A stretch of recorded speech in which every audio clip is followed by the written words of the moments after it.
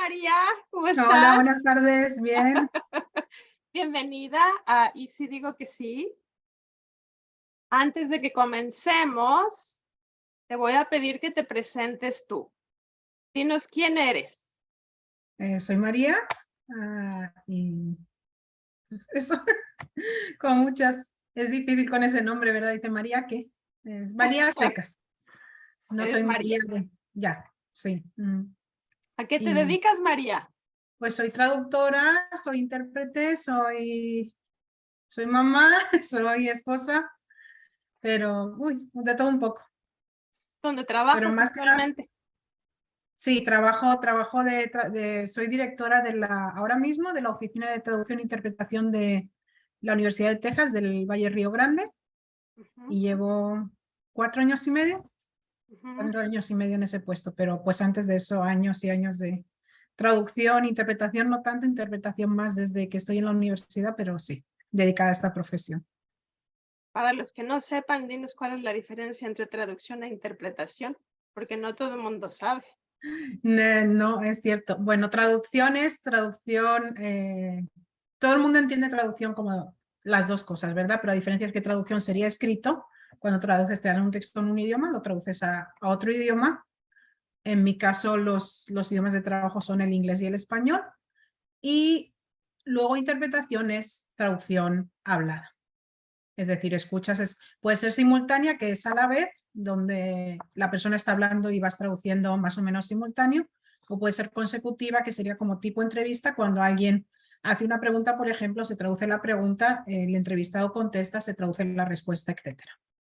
Pero básicamente es traducción escrito, interpretación hablada.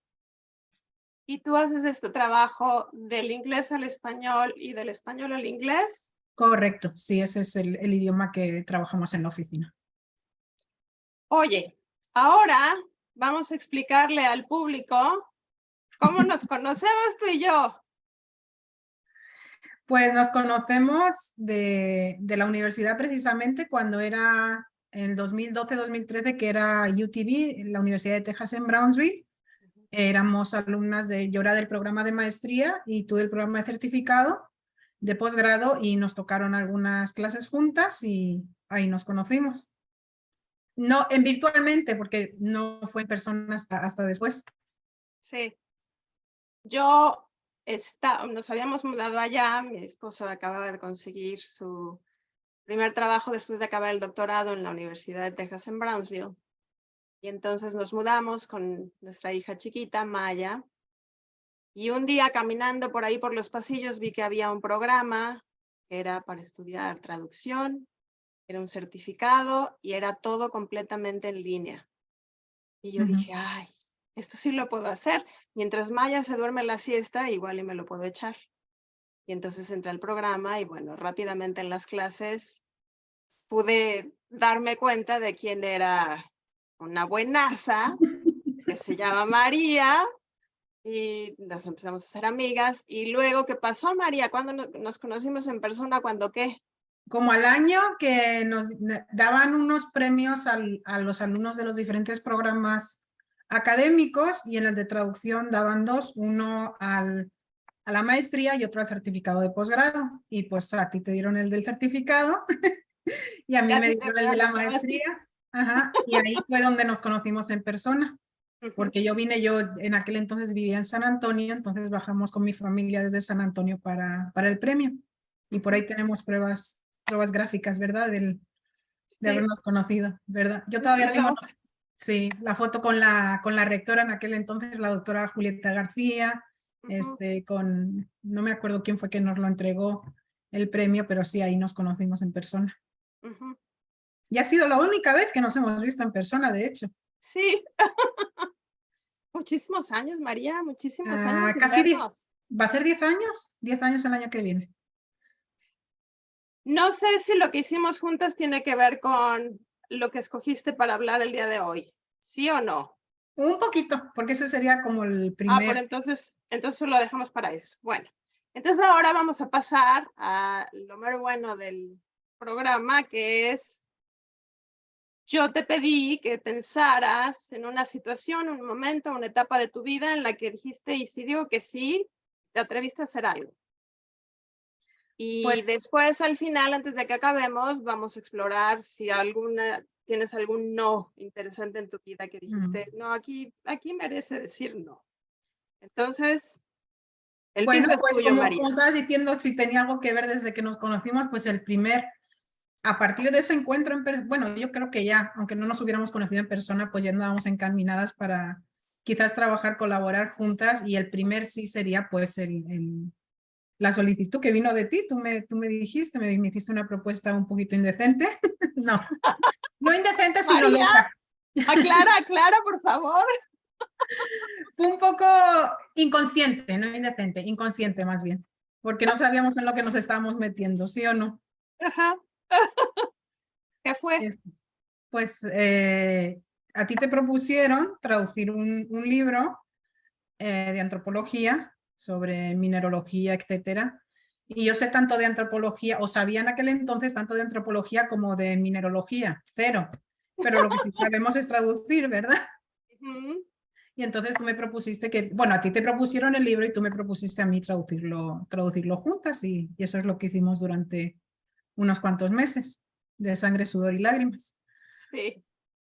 Resulta que yo estudié una maestría en antropología y entonces una amiga me recomendó con esta profesora, que es antropóloga, que trabaja acá en una universidad de Estados Unidos, y me contactó específicamente porque su libro anterior lo había traducido, bueno, lo había mandado traducir al español, se lo tradujeron dos argentinos. Y seguramente hicieron un trabajo excelente. Lo que pasa es que el libro se iba a vender en México. Entonces, cuando la editorial recibió el trabajo, pues tuvo que hacer varios cambios porque pues el español no es el mismo si eres de México o si eres de Argentina. Entonces, para este siguiente libro, ella tenía muy claro que quería una traductora mexicana. Entonces, cuando me llega el proyecto, yo digo, sí, ¿cómo no? Claro que sí, nada más que necesito ayuda, o sea, esto sería mucho mejor si lo pudiera hacer con María, porque María sabe muchísimo más que yo, María tiene muchísima más experiencia que yo. Y entonces, bueno, lo que le propusimos a esta profesora fue, te lo traducimos dos, y va a ser un trabajo excelente porque nos vamos a estar revisando nuestro trabajo. Es como la mejor combinación. Sí. ¿Quieres enseñar nuestro libro? Sí, a ver. Entonces este es el original. Y este es... Traducir. Ay, que Sabe de Maferro. Ferri. Y esa Aquí. es nuestra traducción. Nuestra traducción con nuestro nombre. ¿Cómo peleamos, verdad? Para que pusieran nuestro nombre. Ay, sí. En la página. Ay, ahí se ve un poquito mejor. A ver, déjame ver si acá se nota. Sí. Aquí. Ahí estamos. Sí. Que porque esa es otra cosa que en el mundo de la traducción, sinceramente no me he fijado si ya cambió, pero no es común que salga el nombre de la traductora o el traductor en la portada. Así es. Suele aparecer en la página de derechos. Yo estuve varios años trabajando también para una editorial. Suele aparecer, sí aparece en la página de derechos. En el copyright, ahí viene traducido por, y viene el nombre de la traducción. Es cuando abres y le das la vuelta y le das otra vuelta. La contrapágina. Correcto. Hay que saber dónde está para... Yo siempre me voy, si es un libro traducido, siempre me voy a esa página a ver dónde está, a ver quién lo traduce. Luego me voy a la internet, busco quién es, veo las credenciales, así sirve, no sirve, así. Pero hay que saber dónde buscarlo. Pero si te das cuenta es como un sí. Yo estaba pensando sobre el tema, y es como un sí chiquito o un sí insignificante, como tú que quisiste estudiar el certificado de posgrado y yo estudié la maestría. A lo mejor quizás no nos hubiera hecho falta, pero una cosa llevó a la otra. Si no hubiéramos hecho eso, no nos hubiéramos conocido. Si no nos hubiéramos conocido, no hubiéramos traducido este libro. Si no hubiéramos traducido este libro, no hubiéramos mantenido la relación. Entonces es como que a veces uno le dice sí a una cosa chiquita o insignificante, pero no sabes lo que luego, las consecuencias que luego pueden venir. Igual que por el lado opuesto. Si uno dice que no a algo, te quedas con el que hubiera pasado si hubiera dicho que sí, ¿verdad? Sí, sí. ¿A ti qué te trajo específicamente el proceso de traducir este libro? ¿Qué te dio? Para mí es una forma de trabajar. Somos las dos metódicas, pero yo tengo una metodología diferente, es adaptarte a otra persona. Y es bueno porque a veces está uno tan encabezonado, está tan centrado en yo hago así las cosas y si no las hacemos así no van a salir, que no te das cuenta de que hay otras, sobre todo en traducción, ¿verdad? Que un texto puede dar 3, 4, 5 traducciones totalmente válidas y diferentes la una de la otra. De que hay otras formas de trabajar, otra metodología, otro sistema al que hay que adaptarse. Yo, por ejemplo, si hubiera sido yo la que, pues no voy a decir que tú fuiste la que mandaste, pero pues sí, porque el proyecto salió de ti, entonces yo me acataba a lo que tú sugerías al fin y al cabo. Y la decisión ejecutiva era por tu parte, porque tú eras la principal responsable del proyecto, pero es adaptarse a otras formas de trabajar. Porque si piensas que la traducción es un poquito como un arte, que lo es, porque tiene un poco de creación, tiene un poco de redacción, del ser autor, del reflejar las palabras de otra persona en otro idioma, somos como muy posesivos de nuestras traducciones, ¿verdad? Como una obra, y si alguien nos lo critica, alguien nos lo dice y dice, bueno, pero yo sé que tú tienes razón, pero yo también tengo un poquito de razón, entonces ahí ese toma y daca, es como el balancín, ¿verdad? En el patio, es como ahora te toca a ti, pero luego me toca a mí, luego encontramos un equilibrio, ¿verdad? Es saber adaptarse a otras formas de trabajar y a otra metodología, porque el fin va a ser el mismo. Entonces, si queremos el mismo fin, pues nos podemos adaptar el uno al otro. No sé si a ti a lo mejor a veces te costaría que yo dijera ciertas cosas o no, pero yo a veces decía, pero ¿por qué Lucía le hace así? Yo digo, bueno, es su forma de hacerlo y es válido porque al final pues tenemos el libro, ¿verdad? Tenemos nuestro libro para demostrarlo, pero es adaptarse a otras formas de hacerlo.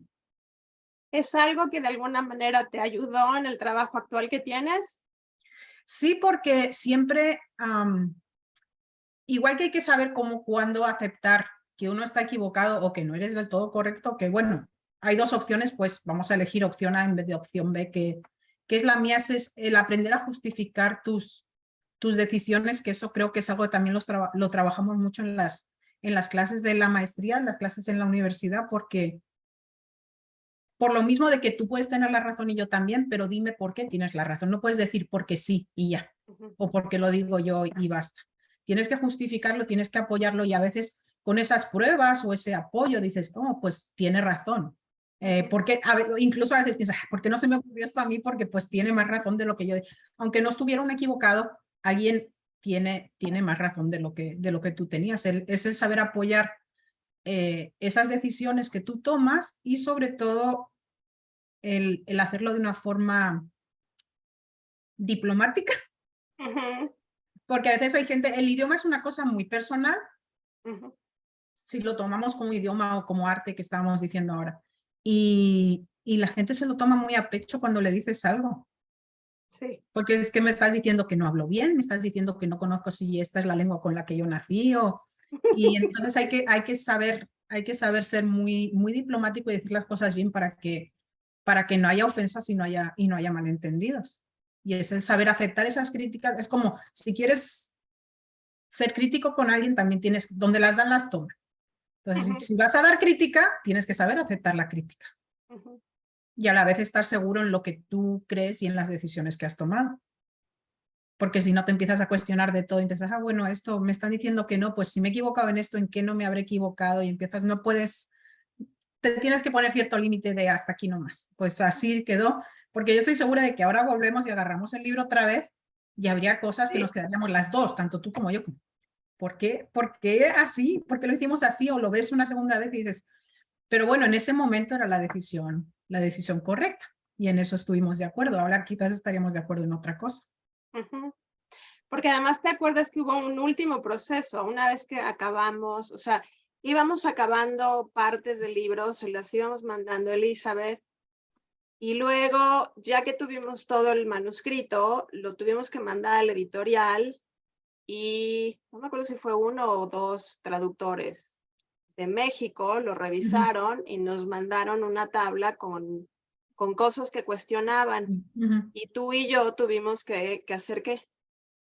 pues revisarlo y un poco justo lo que estaba yo diciendo ahora de, bueno, esto sí tienen razón, esto no, pues ven cosas, lo cual también es a veces un poquito porque nosotros teníamos todo ese proceso de tan largo, como has dicho, de estar meses y meses traduciendo y yo te lo enviaba y al fin, a la semana siguiente me lo regresabas y así, ¿verdad? Teníamos ya un método establecido. Y es muy fácil venir y verlo y decir, bueno, pues esto y esto y esto no. Y a veces sí tiene razón, pero otras veces es como, ok, esta persona lo está viendo desde una perspectiva diferente, tienen otro, ¿verdad? Otro enfoque y saber que precisamente por eso, porque no tienen esa neutralidad, porque no tienen esa implicación, porque son agentes neutros, tienen razón en eso, porque a veces está uno tan implicado que no ves, o sea, quedas así como ¿verdad? Como los caballitos que les ponen así los burritos para que no se vayan, está uno así y no ves todo lo que hay alrededor. Y Entonces eso es algo tuvimos que que se da mandar, mucho, sí, en la traducción, de que te lo miran y te lo revisan y que a veces tienes razón, a veces no. No el cliente siempre tiene la razón, ¿verdad? así no. Tuvimos que mandar esta tabla que nos mandaron con un chorro de Sí. justificaciones escritas de por qué sí, por qué no, y ya. Y luego ya la editorial siguió su proceso, pero... Oye, en el mundo de la traducción, y vamos a incluirle también de la interpretación, Sí, claro. ¿qué es lo más loco, lo más aventurado, lo más, pues sí, lo más loco y lo más aventurado a lo que le has dicho que sí? Yo creo que pues para empezar sería como cuando acepté el trabajo en la universidad, porque era una cosa, implicaba no solo un cambio de trabajo, sino de ciudad, de San Antonio, donde ya teníamos 15, 16 años establecidos, todos nuestros hijos han nacido allá, a Brownsville, ¿verdad? Hay más, normalmente la gente, tú conoces la zona, la gente suele hacer la trayectoria opuesta. Dentro de Texas es como la gente que está en el valle se quiere ir del valle, se quiere ir a Austin, se quiere ir a Houston, se quiere ir a San Antonio.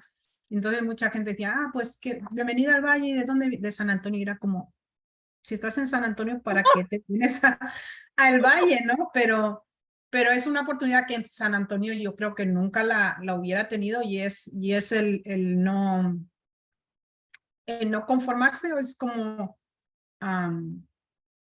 qué sé yo, que a veces uno no tiene que decir que no porque pues, la vida o Dios, si uno es creyente, te da las oportunidades. Yo casi nunca he tenido que decir que no porque cuando no se da, no se da. Por mucho que yo hubiera querido, no se hubiera dado. Entonces es como si algo es una oportunidad y se te da y está ahí, la aprovechas porque si no es para ti, algo va a pasar para, para que no salga adelante. Y en ese caso fue eso, es como, nos vamos a Browns. Mi esposo estaba en una fase de su vida también de cambiar un poco, de estudiar. Ves que dice que las mujeres somos un poquito como multitarea, podemos hacer varias cosas a la vez, pero a ellos un poquito se les dificulta más y él no podría haber estado estudiando y trabajando. Entonces, bueno, pues yo estoy trabajando, tú puedes ir estudiando, tenemos los niños, van a la escuela y se dio esa oportunidad y era la única forma de que él quizás hubiera podido tener también la oportunidad de estudiar su maestría. Y nos vinimos era una cosa que lógicamente hubieras dicho, tienes que decir que no porque estás desarraigando a tu familia, es lo que, ¿verdad? Lo que llevas conociendo durante años, pues ¿para qué? Nadie piensa que a lo mejor en el Valle puede haber más oportunidades que en San Antonio o en otras ciudades más grandes en Texas o en otro sitio, pero era lo que había que hacer y punto. Si no se hubiera dado, pues no dice uno que no, la vida te dice que no, más bien. Y eso es una cosa que personalmente o nosotros como familia siempre hemos visto que si se va a dar, se va a dar y ya. No tienes que decir tú que no. La vida ya... Hay gente que sí que es como que no es para ti, como quiere, insisten y pues así les va, pero gracias a Dios, en nuestro caso siempre ha sido de que si estaba la oportunidad había que aprovecharla porque ese era el camino, ¿verdad? Que había, por el cual había que ir. En el mundo de la traducción, dime los distintos trabajos que has tenido, como para que tengamos una idea de lo variado de las cosas que has hecho. Bueno, yo he hecho yo no voy a decir que uno nace traduciendo, pero yo vengo de, pues tú sabes, ¿verdad? Yo soy de España, soy de la zona de Barcelona, entonces siempre me he educado, allí la educación es en catalán y en castellano, español, ¿verdad? Entonces desde pequeño estás en ese ambiente bilingüe, luego yo estuve estudiando en la preparatoria latín y griego, en la universidad, y antes es de aquellos tiempos, aquí voy a demostrar un poquito mi edad, pero era a golpe de diccionario, era con diccionario y sabemos que son lenguas muertas y pues no hay un nativo a quien le preguntes, oye, ¿así está bien? Pues si era la guerra de las Galias de César, pues no estaba César para preguntarle. Es a golpe de diccionario y de suposición y eso te desarrolla mucho creo, la capacidad de analizar y de pensar de formas alternativas porque nuestro idioma, nuestra lengua nos condiciona mucho nuestra forma de pensar. Una persona que habla español no piensa igual o no está igual configurado su cerebro que una persona que habla inglés. Te afecta todo, te afecta la lengua, la cultura, tu forma de ser, tu forma de percibir el mundo. Y eso es una cosa que a mí siempre me ha llamado la atención de los idiomas y de poder aprender diferentes idiomas y también pues es lo que a mí se me da bien, entonces he estudiado eso. Y luego en la universidad pues igual, yo estudié filología clásica, entonces igual, latín y griego con el diccionario hasta que ya por fin la tecnología, gracias a Dios que nos llegó, porque yo siempre me he adaptado mucho a lo que sale nuevo, pues venga, si hay que dejar el diccionario, dejo el libro porque es mucho más fácil con esas herramientas y a partir de ahí os empecé un poco por necesidad o por mis estudios y luego es una forma de la traducción de aprender primero para mí. Por ejemplo, yo aprendí casi por mi cuenta porque veía lo típico, escuchas canciones y en vez de estar guachi guachi no sé qué, dice pues a ver qué dice la canción, ¿verdad? Y empiezas sí, igual con el diccionario a traducir juegos de la computadora, empiezas a traducir y desarrollas esa habilidad de darte cuenta de que en el idioma A no siempre va a ser igual a idioma B. Yo no soy como muy fanática o no me gusta mucho lo que es la traducción literal porque suena un poquito como robot. Suena artificial, es como, ¿cómo diría esto una persona de México? ¿Cómo diría esto una persona de España? ¿O cómo se adaptaría, verdad? A menos que el caso específico lo requiera, pero de traducción de todo, de libros, canciones. Me ha tocado, ahora en la universidad me ha tocado hacer cosas muy variadas porque traducimos para todos los departamentos. Por poner un ejemplo, una semana nos puede tocar una conferencia para padres y son padres hispanohablantes, entonces les tenemos que interpretar la conferencia que es en inglés y lo más fantástico que me ha pasado, y eso fue hace poco, era una conferencia del departamento tienen una extensión agrícola y ganadera y fue en una granja.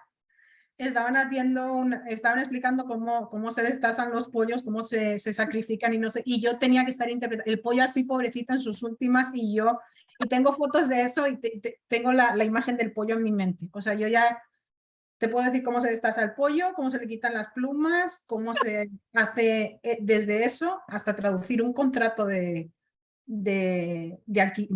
arrendamiento de instalaciones universitarias o un acuerdo, un memorando de entendimiento entre universidades o un montacargas. Tienen montacargas en la universidad que el personal de mantenimiento usa, pues cómo se usa el montacargas.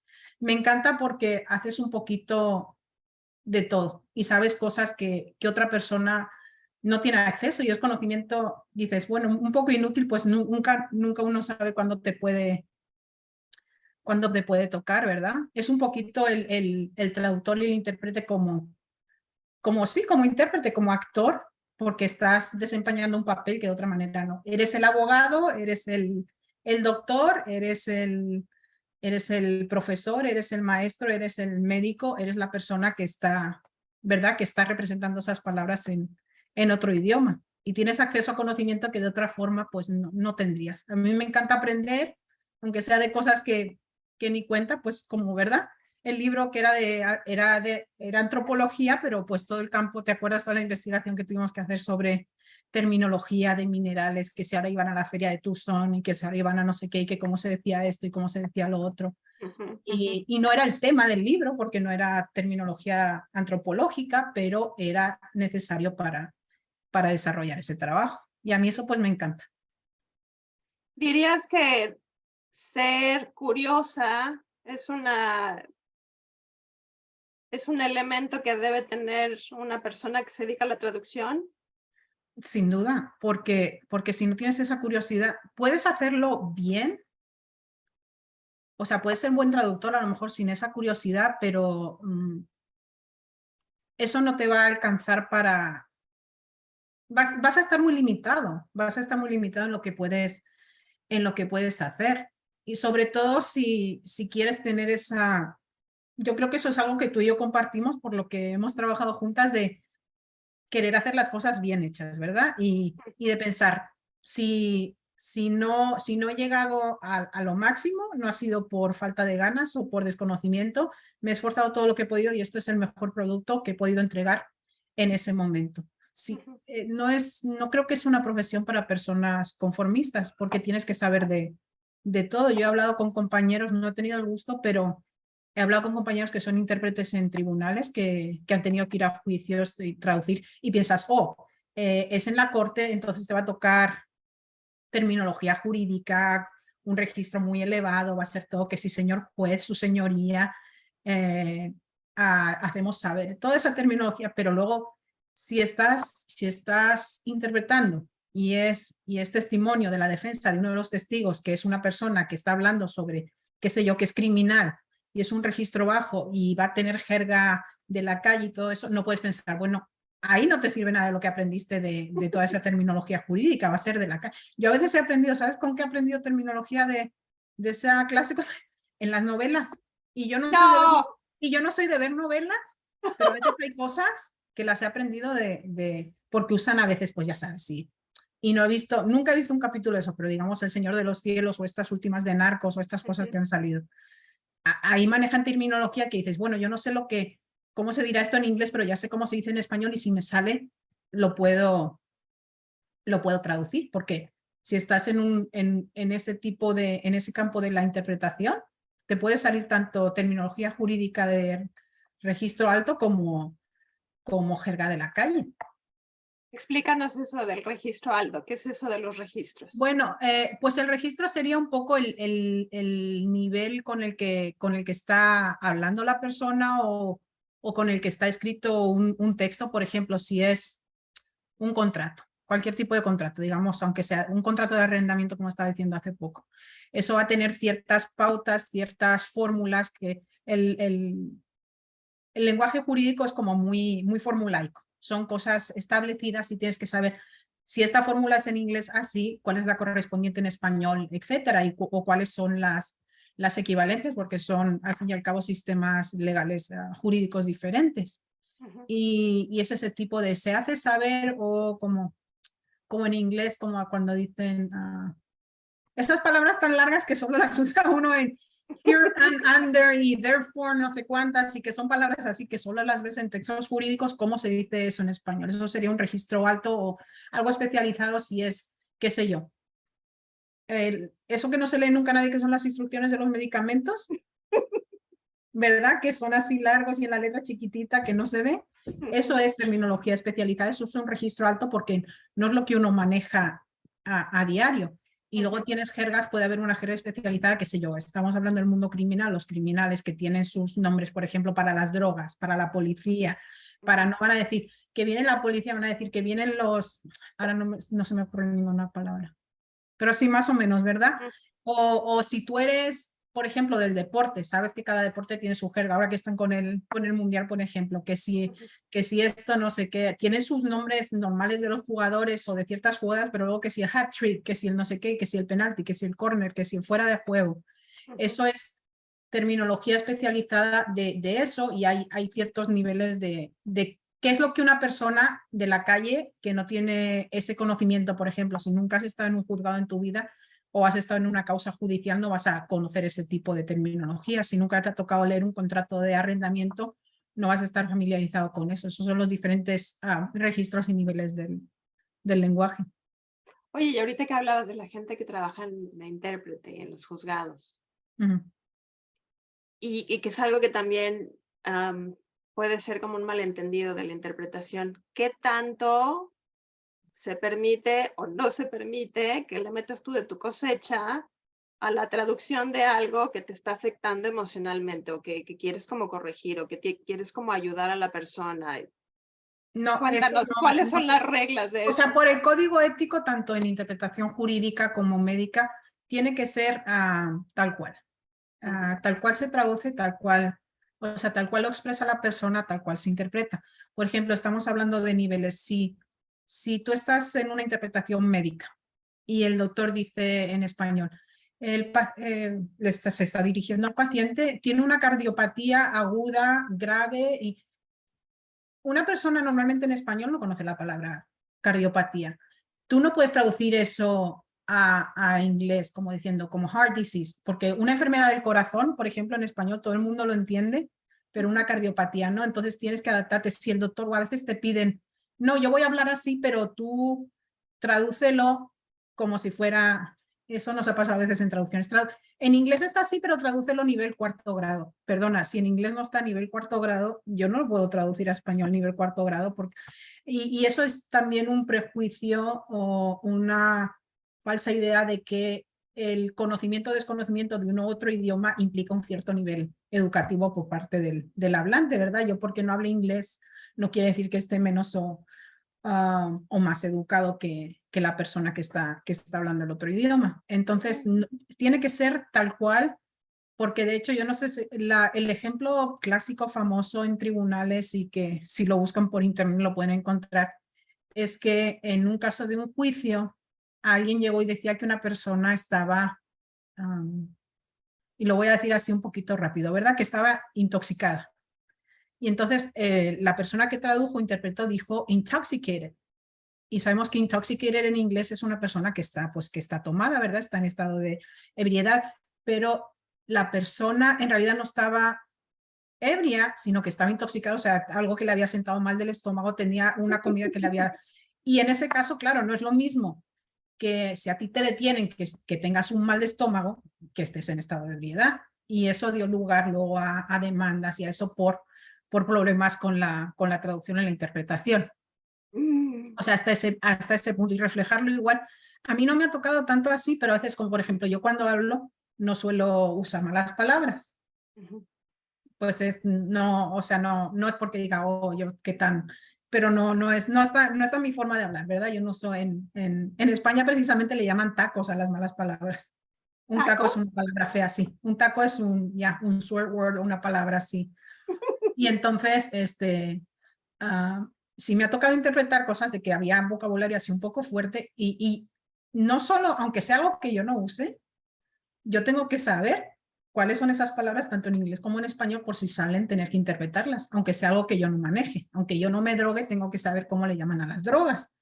Aunque yo no tome alcohol, tengo que saber, ¿verdad? Una vez me salió como era los vasitos estos, en España dicen los chupitos, los shots que les dicen en inglés, y yo no sabía cómo decirlo en español. Sabía que no podía usar chupito porque chupito es la palabra que usan en España y era una traducción para acá, para Estados Unidos.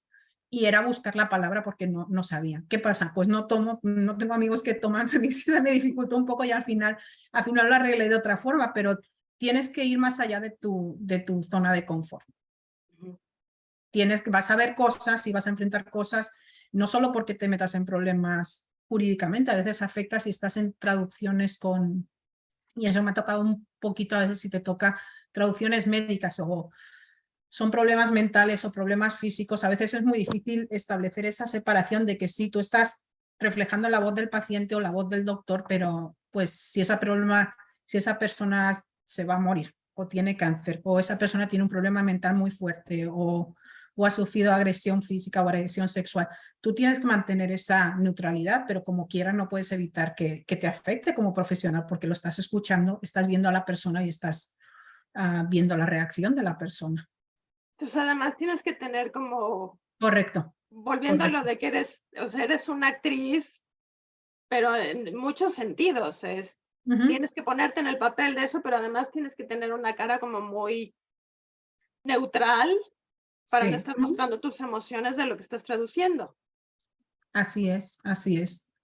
Sí, me estoy imaginando. Tienes que reflejarlo fielmente, en el otro idioma, pero a la vez tienes que mantener tu neutralidad, que si es algo que sé yo, alguien está diciendo, pues yo maté a tal y cual o yo me drogué, tú no puedes poner cara No de... puedes abrir los ojos así de, he Para said that nada. he killed someone. O decir, dice o que han, o poner voz, la entonación, a veces decimos más por lo que callamos que por lo que decimos, ¿verdad? Mantener esa neutralidad en la expresión facial, en el tono de voz, es Ay, no muy había importante. pensado en eso, en el tono de voz. Sí, porque a veces puedes decir, ay, qué bonita, ay, qué bonita eres, ay, qué bonita eres.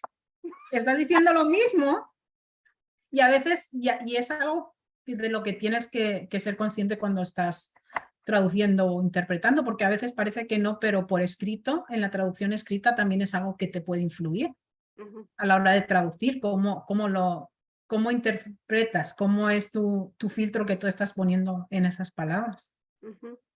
Oye, yo nunca estudié interpretación porque eso era parte de la maestría y por eso te estoy haciendo yo más preguntas. Pero cuando estás interpretando simultáneamente, ¿se vale que de repente saques así como tu teléfono? Permíteme tantito, o sea, cuando no sabes algo, ¿se vale que lo busques o no?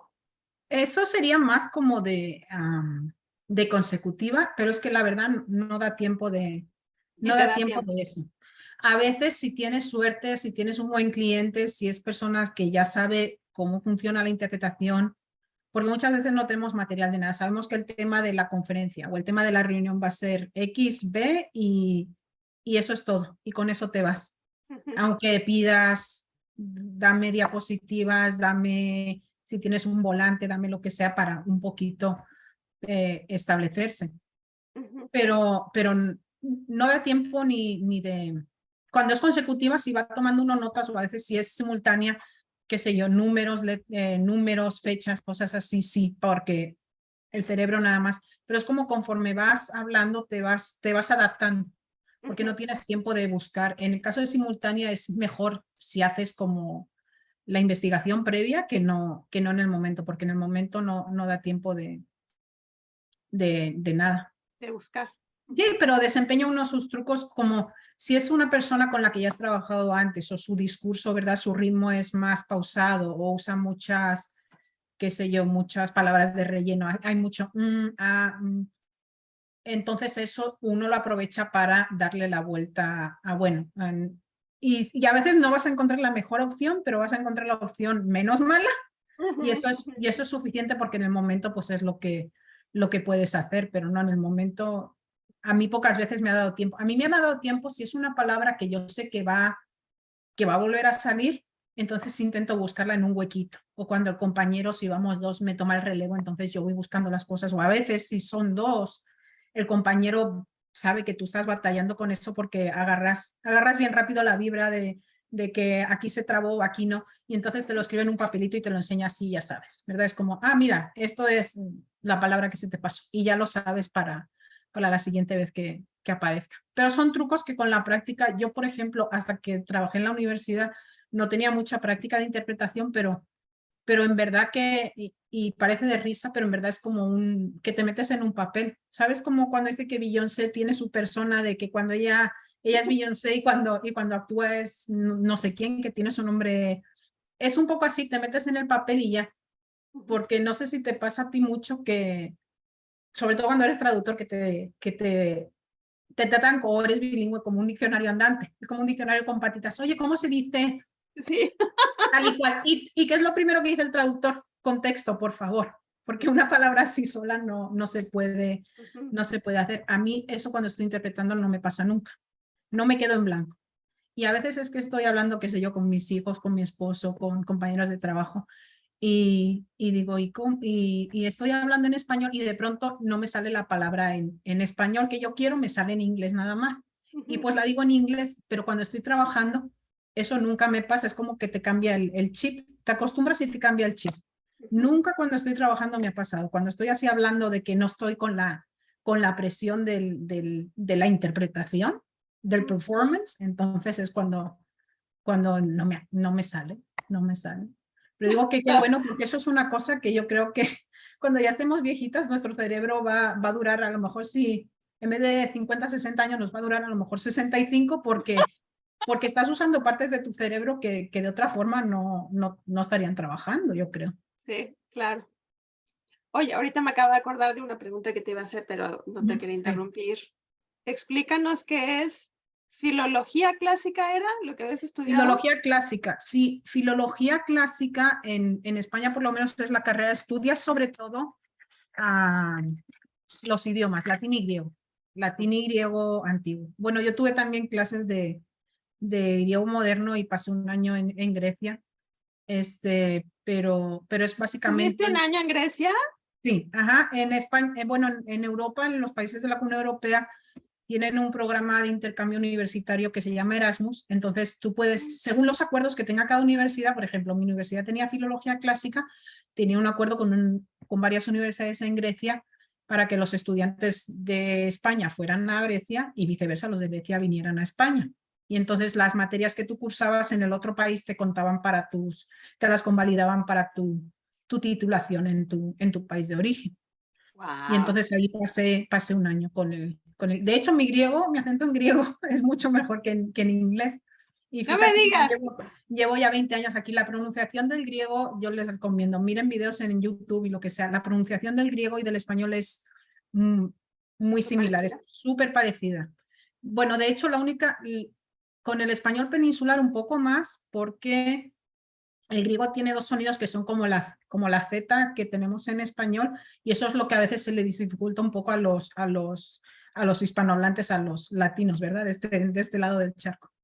Pero prácticamente todo lo demás es igual, menos que también tiene la diferencia de la B larga y la B corta, que la pronuncian diferente como en inglés, como en francés, como en otras lenguas románicas, pero sí es muy parecido, y no, a la que hables un poquito bien griego, no saben de dónde eres.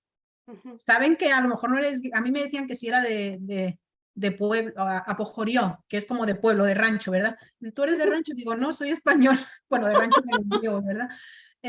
Y dice, porque notan algo, pero no saben de dónde. Y luego igual para los griegos cuando hablan español. De hecho, después del inglés es la segunda lengua extranjera más estudiada en Grecia. En Grecia. Tengo varios amigos que fueron para estudiar y nunca se regresaron. Y están de Mira, profesores de español allá, sí. ¿qué tal? Ujú. Bueno, está para alguien interesado en buscar nuevos trabajos en otros países. Sí, sí. Vais Bueno, a lo que pasa es Grecia. que también en la Comunidad Europea, pues ya sabes, como es circulación libre, es muy fácil, y ese contacto, ese intercambio es algo que fomenta también mucho eso de aprender otros idiomas. Esto de estudiar latín y griego, me acuerdo muchísimo cuando en la preparatoria yo estaba estudiando etimologías grecolatinas. Mi papá me decía, te va a servir muchísimo porque luego cuando en algún lugar te encuentras una palabra que nunca has oído, nunca has visto escrita. Si entiendes o si reconoces la etimología, entonces es muy fácil que puedas saber, la puedas traducir, puedes decir, esto tiene que ver con esto y esto, entonces por lo tanto ha de ser tal cosa. Y yo decía, Así es. wow, pues sí, ¿Te tenía acuerdas lo razón. que estamos mencionando que te dije de la cardiopatía? La clase de interpretación, bueno, ya de antes, ¿verdad? Porque eso es muy parecido en inglés y en español, porque todos esos términos vienen del latín y del griego. Si yo nunca hubiera visto la palabra cardiopatía ni en inglés ni en español, hubiera sabido por qué cardio, corazón, patía, enfermedad o dolencia. Pues ya está, enfermedad del corazón, eso es todo. Y eso me pasaba mucho porque en una vida anterior, además de ser traductora e intérprete, fui profesora de preparatoria de español, así llegué yo a Estados Unidos. Y llegaban mis alumnos a la clase de español, y, es que estamos estudiando el vocabulario para el SAT, uno de estos exámenes que tienen parte de vocabulario, ¿verdad? Y me venían con estas palabras, ¿verdad? Súper largas en inglés, que eran todas de origen grecolatino, y se pensaban, Miss Carmona no va a saber qué es esta palabra. Me decían, Miss Carmona, ¿qué significa esto y esto? Y yo les decía, tal, de volada les contestaba, ¿cómo lo sabes? Se iban como a la siguiente más difícil. ¿Cómo se dice esto y esto? Y les decía, ¿cómo lo sabes? Digo, esto viene del griego. Era una cosa porque pues a veces es un poco de desconocimiento de dentro del propio idioma cuáles son las palabras que vienen de otras lenguas, ¿verdad? Y enseguida les podía decir, o cuando mis hijas han estado, no sé si te habrá tocado con Maya cuando hacen Spelling Bee, cuando hacen los concursos de deletreo en la escuela, o tienen que deletrear, y yo les digo, mira hija, si esto en español es igual, esto viene del latín y del griego que significa no sé cuántos, y me miran así como si tuviera yo, como si fuera la medusa con 3 cabezas. Y todo eso viene de ahí y te da, es lo que te decía yo de que a lo mejor ahora me preguntas, yo no podría traducir del griego y del latín, pero es una cosa que te queda así como ir en bicicleta que nunca se olvida, pues eso. Igual te subes y andas un poquito así, pero no te caes. Vas a trompicones, pero no te acabas de caer. Y así pasa un poquito con los idiomas. Antes de pasar a los nos, se me Ujú. antoja como que nos digas, con toda esa experiencia que tienes en el mundo de la traducción y de la interpretación, si hay alguien que está viendo este video y empieza a pensar en la posibilidad de dedicarse a eso, ¿qué les recomendarías? ¿Qué dirías que necesitan para prepararse? ¿Qué recomendaciones les darías? Bueno, mucha gente empieza, y tú lo sabes, como soy bilingüe, sé de dos idiomas, pues voy a aprovechar lo que hay más allá. Eso es un buen punto de partida, pero a veces no se da cuenta uno de lo poco que sabe de su propio idioma hasta que estudia otro idioma. Y entonces es muy difícil, por ejemplo, si yo en español no sé lo que es una conjugación, si no sé lo que es un verbo, si no sé lo que es todas esas categorías gramaticales, ¿cómo lo voy a reflejar o cómo voy a saber cuál es el equivalente en el otro idioma al que quiero traducir? Y el aspecto que hablamos de la curiosidad, el nunca dejar de saber. Uno nunca deja de... Es como el día que, yo pienso que el día que diga, ya lo aprendí todo, ya no, pues ahí ya es el día que yo me tengo que jubilar. Porque ya no tienes, si piensas que ya lo aprendiste todo, eso te demuestra lo poco que sabes. No, tener esa curiosidad y el saber, seguir aprendiendo y que lo que también hemos comentado de que una cosa que ahora puede estar bien dentro de, o que en ese momento es la decisión correcta, ya sea en traducción o en lo que sea, igual dentro de 10 años es otra situación y te encuentras en una situación parecida, pero ha pasado el tiempo. O sea, la diferencia es que ha pasado el tiempo y que ahora a lo mejor ya no es conveniente hacer lo mismo que hiciste hace 10 años o hace 5 años. O el saber adaptarse. Yo te diría curiosidad, humildad, en el sentido de no creer que lo sabes todo y de que te quedan cosas por aprender, pero sin llegar al extremo de dudar de todo lo que sabes. O sea, saber que a mí a veces, si es una traducción o cualquier cosa, estoy trabajando y sigo investigando cosas, aunque son cosas que yo sé que sé, porque pues tiene uno el sexto sentido de esto lo he visto antes o me suena de algo, pero pues va buscando ahí en el cerebro, en el disco duro hasta que llega donde es, lo vuelvo a mirar, no pasa nada por volverlo a mirar. No quiere decir que no lo sabes, es para reafirmar lo que ya sabes. Curiosidad, humildad, ganas de aprender y constancia. Y Conocer constancia bien de tu seguir. idioma, Sí, sí, lo que porque dijiste al principio. a veces, ¿sabes? Yo me he encontrado muchas personas que conocen mejor desde el punto de vista gramatical, cultural, por lo que sea, conocen mejor la lengua y la cultura de su segundo idioma que de su lengua materna. Porque, por ejemplo, yo ahora he crecido, ya llevo 20 años en Estados Unidos. A veces hay cosas del español, pues ya he aprendido más un poco del español de aquí del sur de Estados Unidos, el español neutro que les gusta usar en este país, el español, la variante mexicana por estar cerca de la frontera, también mi esposo es mexicano, entonces, y a veces hay cosas que digo, yo sé que en España esto no se diría así, pero no me acuerdo. Te olvidas porque no es algo que manejas a diario y a veces te centras tanto en aprender el otro idioma, en desarrollarte en el otro idioma, que el que cojea es tu lengua materna. Y a veces traducen mejor, y eso lo vi en algunas clases de la maestría me di cuenta cuando teníamos compañeros que su primer idioma era el inglés, traducen mucho mejor al español.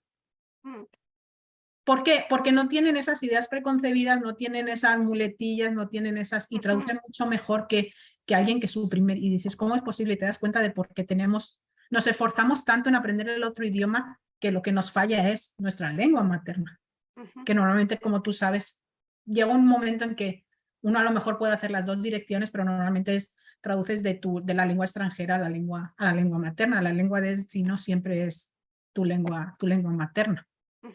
Y es muy curioso de que llega un momento en que la balanza se desequilibra y estás mejor en la lengua extranjera que en la tuya. Muy bien. Ahora pasemos, antes de dejarte ir, pasemos a algún momento, situación, etapa en tu vida en la que decidiste que decir no era la mejor opción. Ya te comenté antes un poquito que normalmente el Dices, no, la la vida, vida te lo yo dice. como creyente, yo digo que Dios me dice que no y así es. Y a eso eso me ha evitado de muchos problemas. Pero fíjate que estaba releyendo el texto el del origen, ¿verdad? El texto de tu hermano, de y si digo que sí, cómo surgió todo eso. Y yo no sé si es por idea preconcebida, pero a veces tú sabes que a las mujeres, por lo general, lo que eso nos dificulta no es decir que sí, lo que se nos dificulta es decir que no, porque le decimos que sí a todo y todo lo llevamos encima y traemos esta mochila llena de piedritas que no, pero es como, tengo esta mochila llena de piedritas, échame otra que yo puedo. Lo que nos cuesta es decir que no, no decir que sí. Y en ese sentido yo estoy agradecida con Dios, con la vida, porque yo no me ha tocado decir que no. Las circunstancias son las que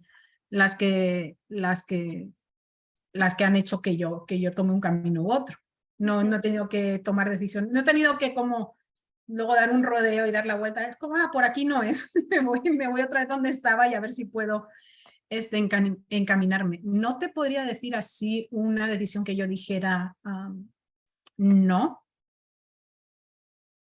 pero hay cosas, a mí lo que yo creo que me ha ayudado en la vida a decir que no es, por ejemplo, decir que no a conceptos generales, decir que no a la mediocridad en general, que viene un poco yo creo que no solo en la profesión de traducción, en cualquier profesión, el trabajo que tú tengas, uno tiene que esforzarse por hacerlo lo mejor posible. Sea o no el trabajo de tu vida, o la persona de tu vida, o la familia de tu vida, o esto sirve para personas, es multiuso, sirve para personas, trabajos, decir que no a la mediocridad y hacerlo lo mejor que puedas, portarte lo mejor que puedas con esa persona que quizás no te simpatiza tanto o a la que tú tampoco simpatizas, porque a veces, ¿verdad? Sí. Porque no, o sea, es que no hay tiempo en la vida para la mediocridad. Y eso te ahorra muchos problemas y te ahorra muchos disgustos. Porque, no sé, yo a veces no entiendo, creo que lleva mucho más esfuerzo ser mediocre y hacer como que te vale todo y que hacer las cosas que sí y hacerlas a gusto y ya está. Y ya si la otra persona se enoja o si el trabajo no responde como tú quisieras o la situación no se da como tú quisieras, pues ya no es de ti. Tú ya hiciste lo que debías hacer y ya está. Pero decir que no así, fíjate que lo estaba pensando y digo, pues no se me ocurría nada que yo hubiera tenido que decir que no, que la decisión estuviera en mis manos, así como una cosa concreta. Es más, decir que no a conceptos generales, que vendría a ser todo lo contrario que dice antes. Decir que no a la apatía, que eso sería lo contrario de la curiosidad de que hablábamos, no solo en el trabajo, sino en la vida. Porque si tú estás así, ay, no me pasa nada, pues estás sentado esperando que te pasen las cosas, o sea, no vas a poder, ay, es que esto no me sale. Bueno, pues ve y hazlo, tener esa, ¿verdad? Ese espíritu, ese impulso. Y luego porque si lo piensas, nos quedamos igual si dices que no a algo, a menos que sea algo, ¿verdad? Hay cosas que obviamente, qué sé yo, dile no a las drogas, dile no a la vida criminal. Eso es obvio porque, sabes, no tienes que sufrirlo tú en tus propias carnes para saber que no es lo correcto. Pero hay cosas que es obvio que te tienes que quedar con las ganas de saber. Yo entiendo que y si digo que sí es, que hubiera pasado, sí, pero hay cosas que ya sabes lo que va a pasar, o sea, por ahí no es, no te metas que ese no es el camino y te evitas muchos problemas. Y luego a la hora de decir que no, pues volviendo a lo que comentaba al principio de como mujeres, que a veces es muy, que siempre le decimos a todo que sí y nos hacemos las fuertes, ¿verdad? Y bueno, y también las fuertes sí, porque nos gusta un poco hacernos las sufridas. Ay, pobrecita, es que todo me toca a mí, qué sé yo, ¿verdad? También nos gusta un poquito el drama, el teatrito ese de que nos digan y eso. Pero yo creo que si hay algo que de verdad uno tiene que decir que no, lo vas a ver, o sea, las circunstancias te van a llevar, la vida te va a llevar, Dios te va a llevar a que eso no pase en tu vida. Y si lo haces ya es porque tú estás muy encabezonado y pues ya, allá tú con las consecuencias. pero no creo que sea algo que, no sé, yo siempre lo pienso y siempre he vivido mi vida así, digo, no me ha tocado decir que no, pero porque para ahorrarme todos esos disgustos, como que desde el principio me di cuenta de que no, pues así es como tiene que ser y gracias a Dios, pues la vida se ha dado conforme esas formas. Hay gente que sí que aprende equivocándose, pero pues mejor no equivocarse, ¿verdad? O aprender de los errores de los demás. Sobre todo cuando tienes tus hijos, le dices, no sé si te ha pasado ya con la edad que tenga Maya ahora que estás con tus hijos y yo sobre todo con la mayor que ya hablo un poquito más, digo, mira hija, yo cuando tenía tu edad, empieza uno con los puntitos, ¿verdad? Ya se ven nuestras canas. Yo cuando tenía tu edad, esto y esto y esto, y es como, no quiero que te equivoques, no quiero que te pase lo que a mí me pasó, o lo que le pasó a mi compañero, lo que pasó a mi hermana, y pues yo entiendo que cada uno tiene que pasar sus propios procesos, ¿verdad? Pero hay muchas formas yo creo que hay muchas cosas que se pueden evitar si aprendemos de lo que ya pasa. Es que nadie le pasa, ¿nos ha pasado algo a nosotras que no le ha pasado a nadie antes? No. ¿Se nos ocurre una idea que no se le ha ocurrido a alguien? No, o sea, ya todo está inventado, ya todo está visto, pues vamos a usar un poquito ese conocimiento, igual que no nos cuesta buscar las cosas en la internet, esas experiencias de otras personas, todo lo que han vivido otras personas, como por ejemplo tú con tu blog, con estos videos ahora, con los podcasts, eso sirve el que te nutras de ese contenido, a ti te aprendes, como yo escuché el video anterior, he leído los blogs, he escuchado los podcasts y dice, pues mira, ya si esta persona lo ha pasado, ¿para qué tengo yo? O sea, ya sería de vicio mío de decir, pues a esta persona no le fue bien porque me va a ir bien a mí. Ya estaba probado que ese camino ya está probado que ese camino no es, si no es para esa persona, yo no, a veces nos pensamos que somos tan especiales y que las cosas nada más nos pasan a nosotros. O sea, no somos sí somos especiales, pero no en ese sentido. Entonces yo creo que a veces sí nos gusta escuchar o nos gusta ver, pero realmente no estamos dispuestos a aplicar eso, porque es un esfuerzo. Y somos un poquito cómodos. Es como, ay, qué bonito la historia de tal y cual que escuché en el blog que leí en el blog de Lucía, o ese podcast que no sé qué, me llegó, me tocó, no sé qué, pero no tanto te tocó porque luego estás en una situación parecida y haces lo que te viene en gana. Nos cuesta aplicarnos el cuento, ¿verdad? Ajá. Aprender de las experiencias de los demás. Y eso es y te voy a entrevistar yo a ti, eso es un poquito tu propósito, ¿verdad? Con todo esto, pues no lo dices, lo suelto aquí y ya está, porque tienes necesidad de expresarlo, pero también me imagino un poquito con la esperanza de que sirva de algo, y la forma de que sirva de algo es que la gente lo pueda aplicar o lo pueda ver en sus propias vidas, en su propia trayectoria.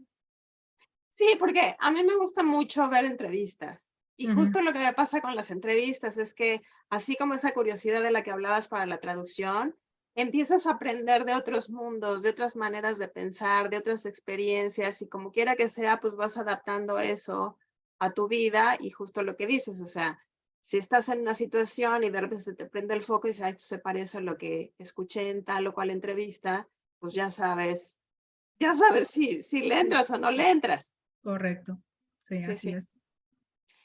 Te quería preguntar, ¿alguna de tus hijas ha expresado el deseo de, están chiquitos todavía, pero de dedicarse a la traducción o la interpretación? Fíjate, te digo una cosa, tú has oído este refrán, lo conoce mucha gente, tú has oído ese de en casa, que descubrí esta semana precisamente porque me salió en una traducción en algo, que en unos sitios le dicen cuchara y en otros le dicen cuchillo. En casa del herrero, cuchara de palo o cuchillo de palo. Cuchillo de palo es la que me sé y yo. Bueno, yo por ejemplo lo conozco como cuchara de palo. Ajá. Los dos, ¿verdad? Mis hijas no hablan español, lo entienden muy bien, pero les da mucha, sí. ¿Cómo, María? ¿Cómo? Lo entienden, para lo que le conviene lo hablan. De pronto si vamos a ver a mis suegros o vamos a ver a mis papás a España, vamos a México, como que se empapan un poquito más, pero fue empezar a ir a la escuela y ahí perdieron todo el... ¿En casa tú les hablas en español? Sí, pues mi esposo y tu esposo también. Mexicano, sí, claro, pero llega un cierto momento que se empiezan con cosas de la escuela, no lo desarrollan a un nivel que dices, tampoco puedes hablar de cosas existenciales con ellos porque no les alcanza para eso, ¿verdad? Y como si quiero que me entiendan y están en una edad de que uno quiere que le entiendan, dice, pues tengo que cambiar al inglés. Pero luego pienso yo, ¿sabes qué? ¿Para qué me mortifico? Te estaba comentando antes, yo aprendí inglés cuando estaba en la prepa y no me ha ido tan mal. Y no lo llevo en los genes, en mi familia no hay. Me hice una prueba de esas de ADN hace un par de años. Yo tengo 0 anglo, 0 inglés, me salió, fíjate tú, 17% italiano, pero no tengo nada, o sea, genéticamente no tengo nada anglo, ni anglosajón, ni nada. Y aprendí inglés a los 14, 15 años, ahora tengo 30 y tantos. Y yo pienso, no me ha ido tan mal, digo, mis hijas lo tienen, digo, la pronunciación ya la tienen, eso no sé, además saben decir las cosas en mexicano y en español. Sí, en español. Es muy gracioso, porque lo saben decir así,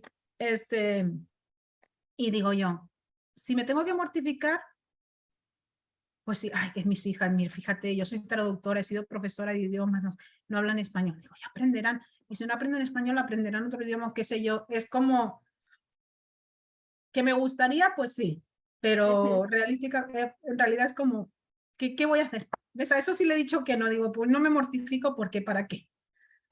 ¿Aprenderán o no aprenderán? Aprenderán otra cosa. Y volviendo al punto de la curiosidad, si desarrollan la curiosidad, claro, pues algún día les interesará. sí. Y como dices, a lo mejor es aprender el español, y a lo mejor es aprender griego, o a lo mejor es aprender... O catalán, o... Sí, sí, sí. Sí, o sea, no, fíjate, de pronto sí porque ya saben lo que me preguntas al principio, ¿qué es traducción y qué es interpretación? Eso te lo pueden recitar como un loro. Traducción es interpretación, sí, eso lo tienen súper claro, es clarísimo. Si vamos a una junta de la escuela y ya sabes, como a veces, sobre todo aquí en Texas, que empiezan, bueno, lo hacen en inglés y luego la persona se autointerpreta. Y ahora en español no sé qué, y mis hijas me miran así, o sea, cuando empiezan a hablar en español me miran así. Y yo, hija, estoy fuera de turno, a mí ahora ya, no, pero ahí sí no puedo mantener la neutralidad, se me ve la cara, porque pues son personas que obviamente no son profesionales. Si me traen un papel de la escuela, me lo dan por el lado de inglés, no por el lado de español. Y así, ¿verdad? O sea, tienen la conciencia del idioma, tienen la conciencia de la diferencia entre idiomas y yo creo que eso es algo que es difícil de tener de otra manera. Pero bueno, algún día que hablarán, sí que no, pues mira, si eso es lo peor, si eso es el disgusto más grande que me dan, okay. Con eso me quedo. Muy bien. Sí. Muy bien. María, pues creo que ya nos echamos nuestra hora. Sí. Muchísimas gracias por haber aceptado participar en este nuevo proyecto que tengo. Pero también muchísimas gracias por tu amistad y muchísimas gracias por haber aceptado traducir ese libro conmigo hace varios años. Y muchísimas gracias por haber continuado la amistad y por seguir aquí conectaditas. Sí, así es, porque no hablamos seguido, pero pues cuando hablamos tenemos siempre los mensajitos a la mano, nos preguntamos cosas, sí. Es de esas amistades que están ahí, pero no es todos los días, pero ahí está. Estamos bien amarraditas. Sí. Muchísimas gracias, María, te quiero mucho. Y igual. Ya me mandaste las fotos. Voy a poner las fotos al final. Te mandé las fotos. Las fotos del libro, las fotos de cuando nos conocimos en persona. Y bueno, así es. Mucha suerte en todo lo que siga en tu carrera. No, a ti. Y nos vemos después. Gracias. Adiós, María. Adiós.